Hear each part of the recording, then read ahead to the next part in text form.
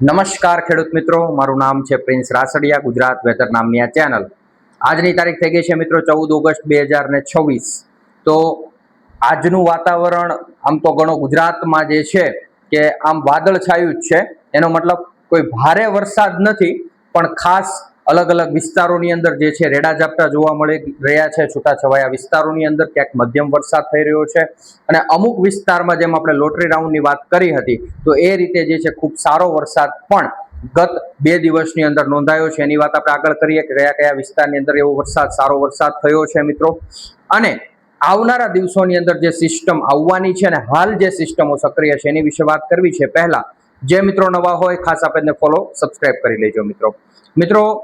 આજની તારીખ સુધીમાં આમ ગણો તો કે ઓગસ્ટ મહિનો અડધો પૂરો થઈ ગયો છે, અને હવે હાફ ઓગસ્ટ મહિનો બાકી હોય તો અત્યારે એક ખાસ વરસાદના રાઉન્ડની જરૂર હતી, પણ કોઈ ભારે અતિ ભારે કે સાર્વત્રિક રાઉન્ડ ન આવ્યો. લોટરી રાઉન્ડ આવ્યો. લોટરી રાઉન્ડની અંદર ઘણા વિસ્તારોની અંદર એનો લાભ પણ મળ્યો છે, જેમાં ગત એટલે કે જે છે 13 ઓગસ્ટના દિવસે જે છે બોટાદ જિલ્લાને સારો એવો વરસાદનો લાભ મળ્યો છે. પાળિયાદ વિસ્તાર છે, તેના જે ગ્રામ્ય વિસ્તારો છે, રાણપુર છે, આ વિસ્તારોની અંદર ખૂબ સારો વરસાદ નોંધાયો છે. 4 ઇંચથી 5 ઇંચ સુધીના, અને અમુક વિસ્તારોની અંદર એના કરતાં પણ વધારે વરસાદ નોંધાયો હોય એવા આંકડા આવી રહ્યા છે. ત્યારબાદ સુરતનો સચિન વિસ્તાર છે, વરાછા વિસ્તાર છે, આમ સુરતના પણ ઘણા વિસ્તારોની અંદર દક્ષિણ ગુજરાતમાં સારા વરસાદ થયા છે. ત્યારબાદ આજે વહેલી સવારે પણ વરસાદ હતા. ગત રાત્રિના પણ વરસાદ વલસાડ જિલ્લામાં નોંધાયા છે. આમ વલસાડની અંદર પણ જે છે ઘણા અલગ અલગ તાલુકાઓમાં 2 ઇંચ 3 ઇંચ, અમુક જગ્યાએ 4 ઇંચ સુધીના આંકડા આવ્યા છે. ત્યારબાદ જે છે આપણે ઉત્તર ગુજરાતની વાત કરીએ તો કે ખાસ આ રાઉન્ડનો મોટી અસર જે છે આ ભાગોની અંદર થશે, તો ત્યાં પણ ઘણા વિસ્તારોની અંદર ખૂબ સારું, બનાસકાંઠા સાબરકાંઠાના ભાગોમાં સારું પરફોર્મન્સ રહ્યું છે. પાટણ મહેસાણા સાઈડના ભાગોમાં પણ 2-3 ઇંચના આંકડા, અને અમુક વિસ્તારોમાં એના કરતાં પણ વધારે વરસાદ નોંધાયો છે મિત્રો.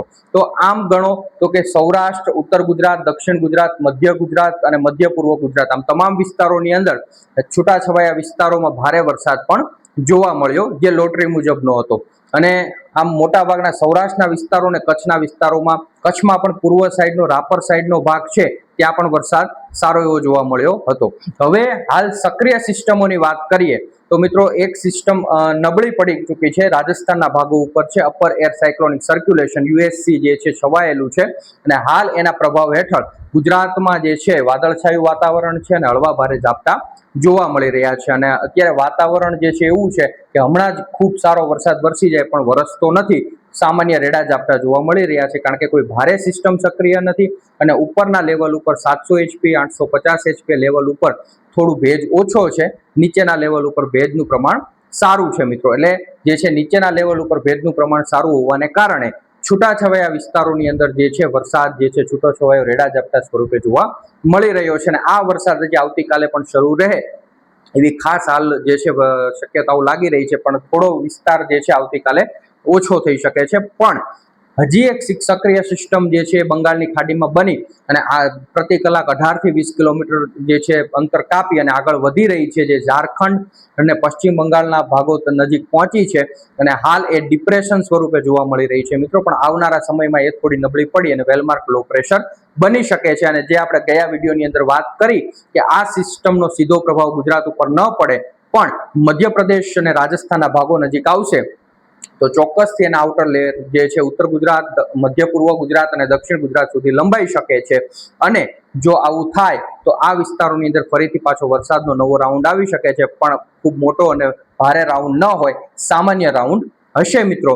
અને ત્યાર પછીની પણ સિસ્ટમની આપણે વાત કરી છે કે એક સિસ્ટમ 23 ઓગસ્ટ આજુબાજુ જે છે બંગાળની ખાડીની અંદર બનશે, તો એ જ રીતે જે છે બંગાળની ખાડીની અંદર બનશે. હાલના પ્રિડિક્શન મુજબ એની મુવમેન્ટ જે છે એ આપણે ગયા વિડીયોમાં જે રીતે વાત કરી હતી એ મુજબ જ હાલ પણ દેખાઈ રહી છે. પણ ખાસ જો વધારે દક્ષિણ તરફ ચાલે તો ગુજરાતને મોટો ફાયદો થાય એમ છે.